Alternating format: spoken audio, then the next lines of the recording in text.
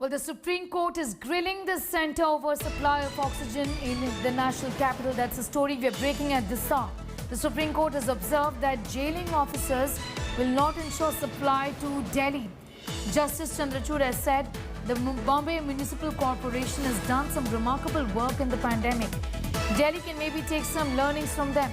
The Solicitor General said we have to find a solution. We're not trying to undermine the efforts of Delhi, but we have referred to the Mumbai model and how it may be embraced.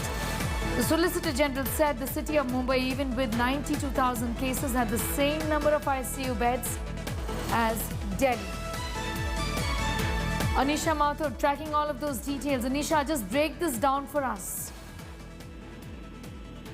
Well, at the moment, what the Supreme Court is saying is that we need to focus on how exactly the requirements for every state is being calculated, what exactly is being done to manage the resources, and what is the actual availability of oxygen, and what's the process of getting that oxygen. Now, the centre, through the Solicitor General, has very repeatedly said that there is oxygen, but there is a limited quantity of oxygen. The requirement is dynamic and is being considered repeatedly.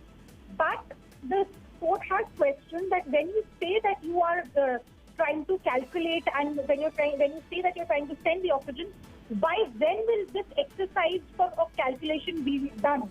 Now, interestingly enough, the Solicitor General also argued that a particular quantity is enough. The Delhi government is saying at one point that we need 500 metric tons, then they say 700, and then they say they're 90. But there has to be that somebody somewhere has to be wrong. So to that argument, the court has said that the dynamic requirement of oxygen needs to be kept in mind. The Amicus has also, in fact, told the court that there are calculations that are being made regarding oxygen availability, which are being done according to the number of beds, the number of people who are actually in the hospitals.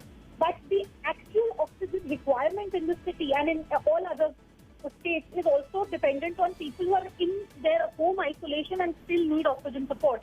So all of this is currently being considered.